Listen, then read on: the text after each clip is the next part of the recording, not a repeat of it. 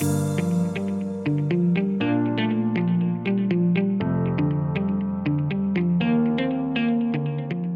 Alldus podcast is brought to you by Alldus International, supplying your expert AI and digital transformation staffing needs across the US and Europe. Today, you are listening to our AI in Action series, where leading minds in AI from across the world share their story, success, and advice. AI in Action cuts through the hype and explores the true impact of artificial intelligence in our world today.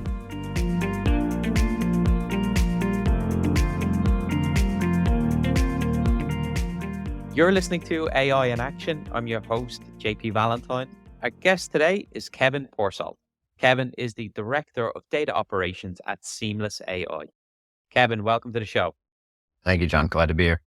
So Kevin, let's start with yourself, please. Could you give us a bit of an overview of your journey in technology, from where you got started, and take us up to today as the Director of Data Ops at Seamless.AI?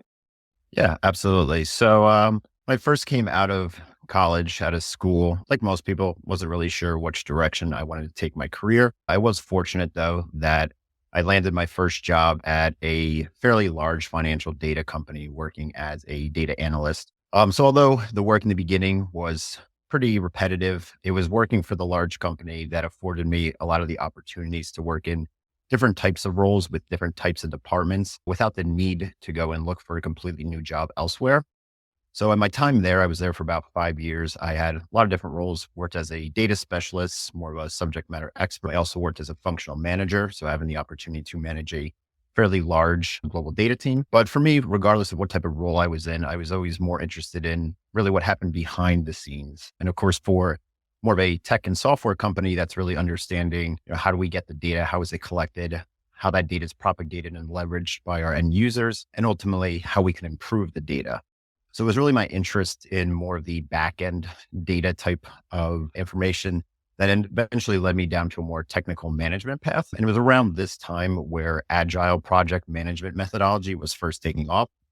So the company that I worked at actually had a lot of very skilled coaches in agile teaching us how to effectively run a scrum, how to manage a cross-functional team.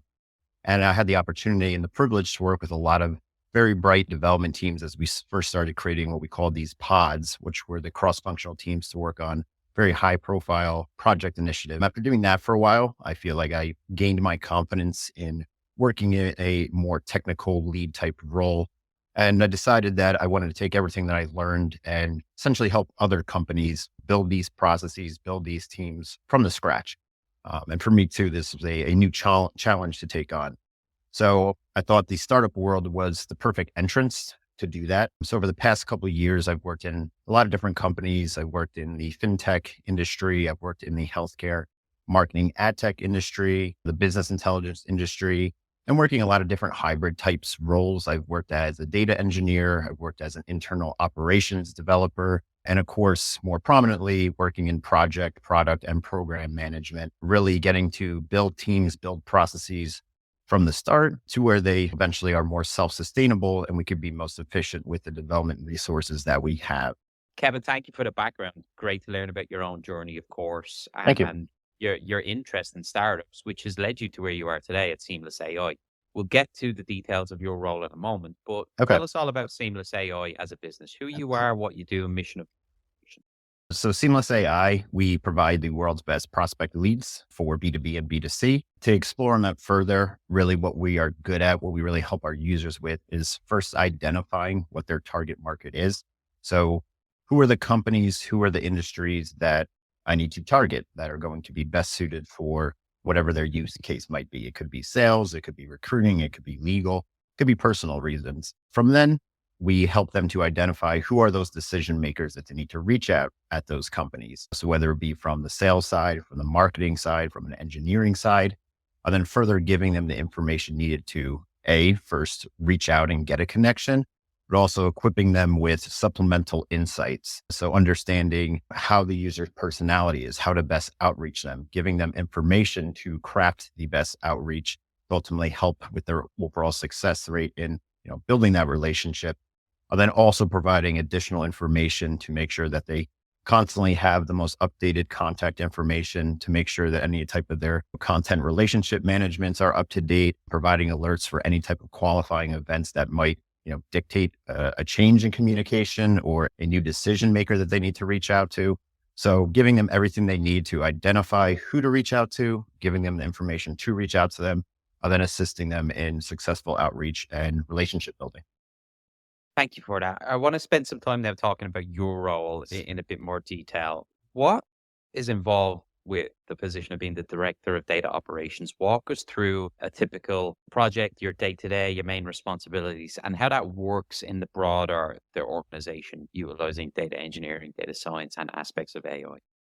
Yeah, absolutely. So there is no typical day, which I'm sure a lot of people in the industry relate to, but that's what makes the position really interesting. But overall, as the director of data operations, I work very closely with our product team, very closely with our engineering team to build out what our roadmap is. Of course, a big component of that is juggling both more product features, more user facing type of features and functionality that we want to provide to keep driving the value of our product forward, but then also juggling that with any type of technical initiatives that we might need to make, making sure that from the back end that it's as scalable, as efficient, as low latency as possible.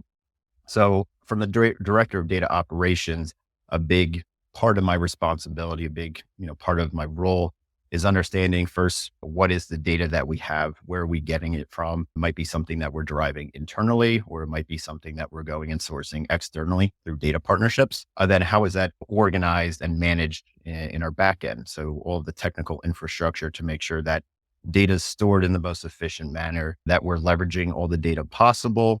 And then of course, making sure that it's set up in a way that it can easily be propagated through our system. So, if it's used through other APIs, other integrations, or of course, even on the front end, where the user facing functionality itself. So that's a big part of what I do, is working with the team to figure out what are the priorities, what we need to be doing. And then of course, helping to manage that to make sure we can execute within any type of timelines that we have set with the business or at our external users as well.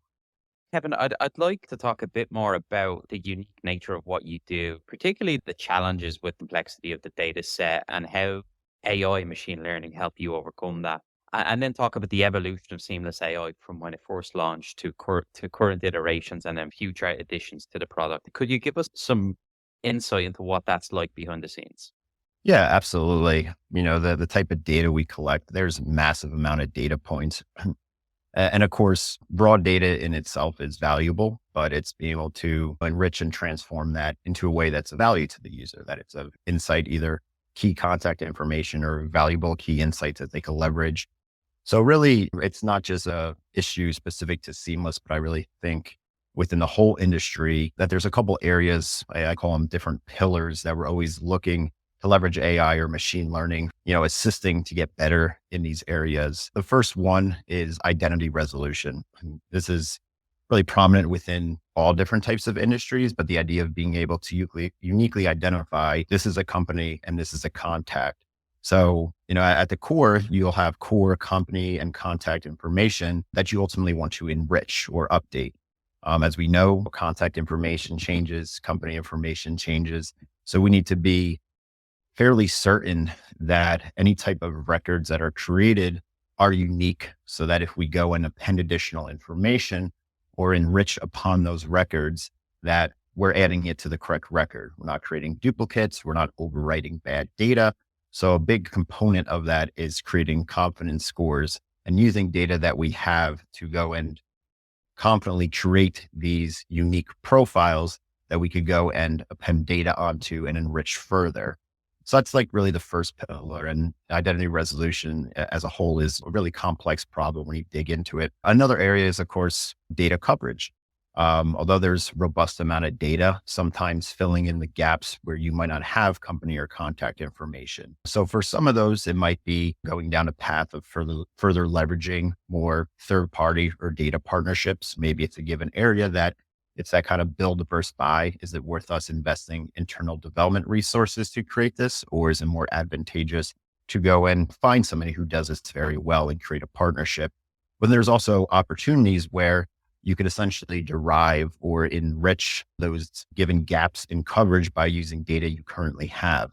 There are a lot of patterns that we see within certain data points for a company in contact that could be leveraged to go in additional data that would fill in any type of data gaps that you have. And kind of the flip side of that, I always consider these very related, but there's coverage. And then of course, there's always accuracy. As I mentioned with identity resolution, the idea of reducing duplicates, having high level of confidence that this company is the company that somebody thinks it is, and this contact is indeed that person. We're always looking and leveraging our AI and machine learning for building confidence intervals, for building confidence scores that will go and first assist us in, of course, providing the correct information. Then in certain cases, we provide other information that we might have. In our industry, the value is always sometimes more data is better than minimal data.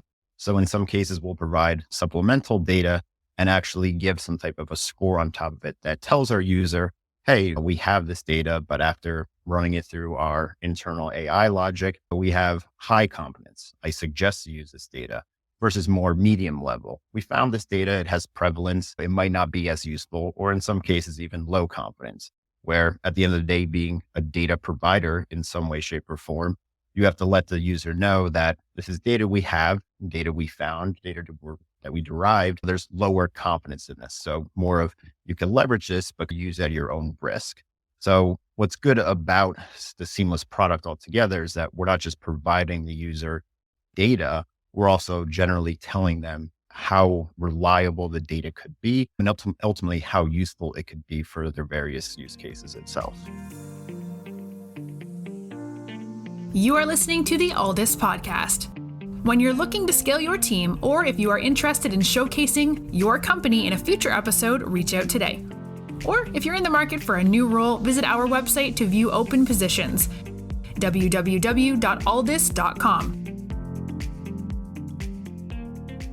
Can you talk to us now about the team that you've assembled there? Not just yourself, but obviously the broader technology team at Seamless.AI. Given AI is at the core of what you do, I'm sure there's a lot of different skill sets and positions that are required to get the product working as well as it does. And I can certainly attest to that. I use it all the time. But can you describe what the organization looks like, various people involved, the positions at play, and just the overall culture working at Seamless.AI?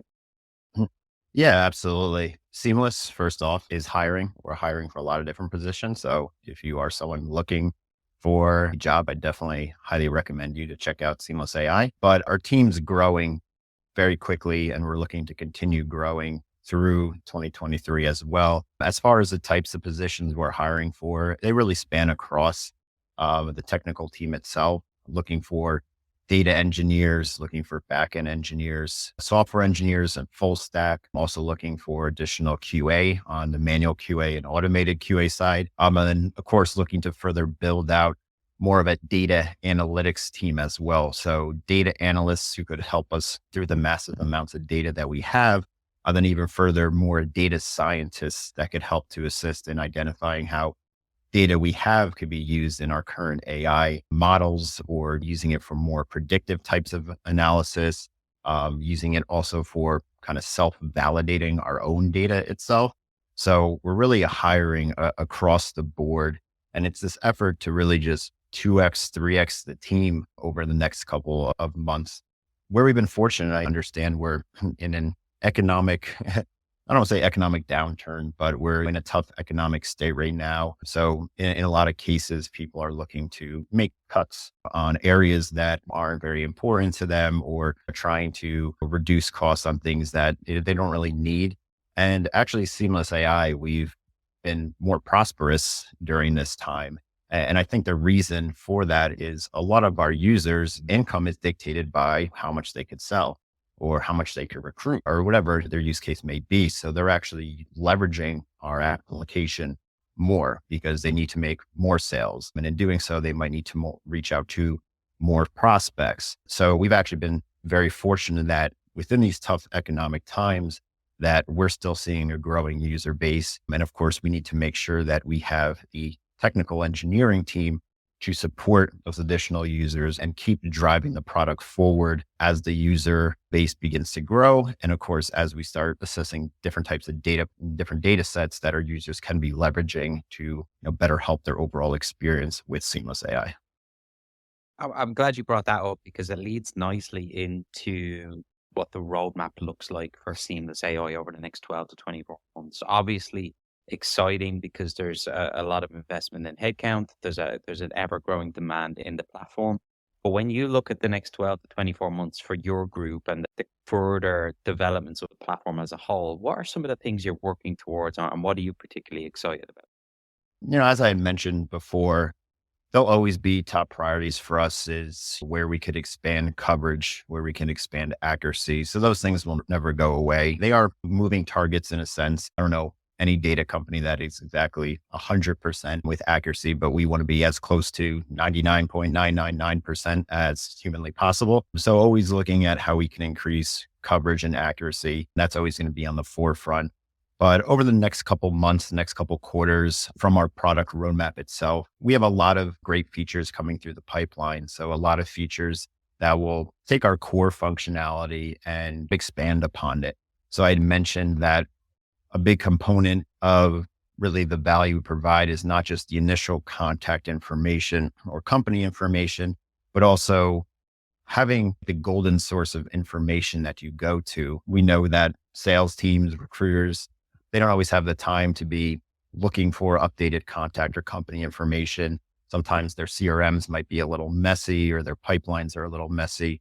So we're looking at functionality to not just help our users with the initial kind of identification of a contact, but also giving them more alerts, assisting them through the journey as contacts change, contacts move, companies change, companies reorganize, giving them that data and telling them that there is new information here or things have changed. They could rely on Seamless more as that golden source, like I said, to make sure that any of their downstream systems are up to date. We're also looking at other types of data sets that we could leverage, whether it be for assisting users in that outreach. So Seamless is great at getting them the contacts they need to reach out to, how to contact them, some information on how to approach them. But we also know the outreach process itself is very time consuming to craft initial emails or to have a script ready to go for a phone call. So we're looking at what types of information we could provide to help automate this process for them. So not only do they have the contacts that they want to reach out to, but here's a good one-liner for you to start working with, or here's a good script that would give you really high success in a response rate. And then also, like I said, other data sets out there that might just be helpful for understanding, is this a good climate to be reaching out to this company? Is this a good time to be reaching out to this contact? So using more qualifying events, are things happening in the industry? Are things happening in the economy that might make it a good or bad time to reach out to this person or to this company? And even more additional, more granular insights to help them know, is my product a right fit for them? Is what I'm selling or the company that I'm hiring for a good fit for this person at this time? So I really think that's where Seamless is going to separate ourselves, that beyond just coming, and at one point Seamless was really just kind of lead generation of here's a list, you build it and then move elsewhere, but making it so you always come back to the Seamless AI application for refreshed, up-to-date data, for additional insights, for the outreach, for your pipeline, and then using it as a way to go for just constantly tracking your prospects and making sure you're always aware of the climate of the company, any changes to the contact themselves, really a one-stop shop for all of that. Final question from me then, Kevin. Taking it back to the people side of what we've discussed here, you've already indicated that there's going to be continued growth across the company. And as somebody who's a senior leader within the business, when you're speaking to candidates about Seamless AI, about its mission, its impact, its culture, what is it that you tell them that gets excited and interested to join Seamless over some of the other great companies out there? Yeah, absolutely. So there are a lot of great opportunities for joining a still growing company. I know me personally, that's always exciting.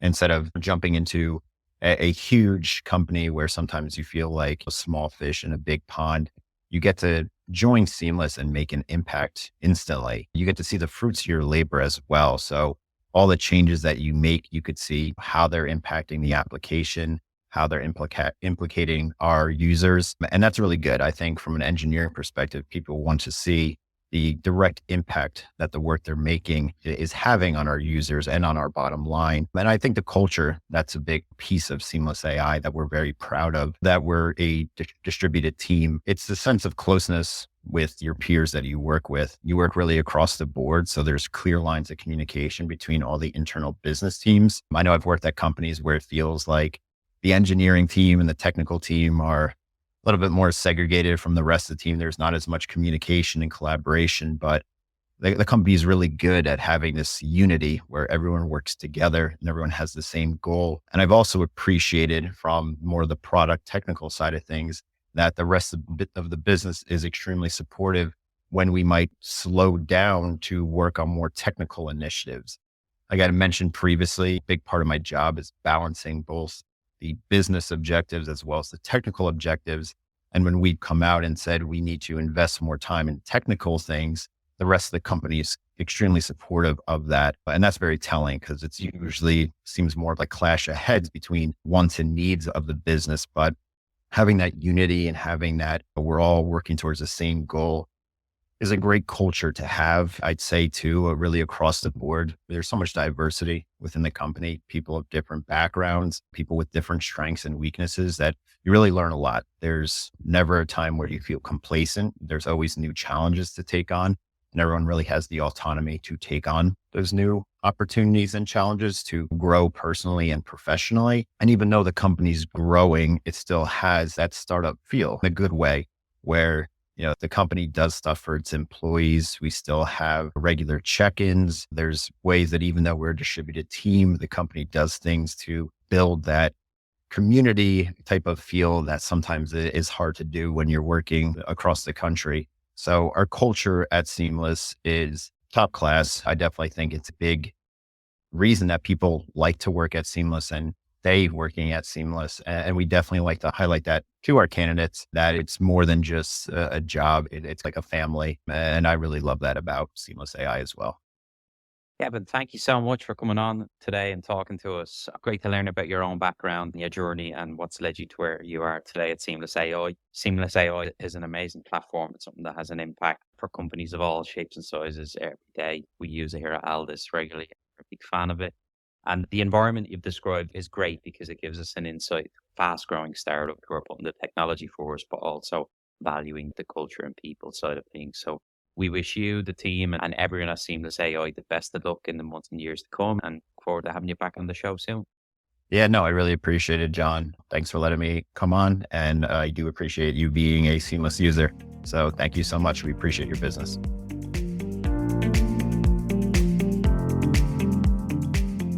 Thanks for listening to this episode of the Alldus podcast. If you enjoyed today's episode, don't forget to subscribe, rate, and review. We are available on Apple Podcasts, Spotify, and any Android podcast of choice.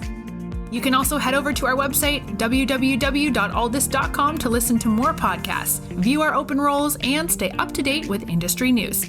Thanks for listening, and stay tuned for more great episodes coming very soon.